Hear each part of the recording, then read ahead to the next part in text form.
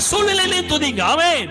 பவுலும் சீலாவும் புதிய ஏற்பாட்டு காலத்தில் சிறைச்சாலையின் நடுவில் அடித்து தொங்கவிடப்பட்டு கட்டப்பட்டு கைகளும் கால்களும் சங்கிலிகளினால் விலங்கிடப்பட்டு தொங்க விடப்பட்டிருக்கிற அந்த நேரத்தில் நடு ராத்திரியில் வஸ்திரங்கள் கிழிக்கப்பட்டிருக்குது, கன்னங்கள் எல்லாம் காயங்கள், உடம்பெல்லாம் சில அடிகள் விழுந்து ரணமாய் நோவுகிறது. நடு ராத்திரியில கைகள் கட்டப்பட்டிருக்கிறது, கால்கள் பூட்டப்பட்டிருக்கிறது. அந்த ராத்திரி வேளையில அவங்க என்ன செஞ்சாங்க தெரியுமா? அடிகள் நடுவில், வலிகள் நடுவில் அழத் தொடங்கல. அவர்கள் கர்த்தரை துதித்து பாடத் தொடங்கினார்கள்.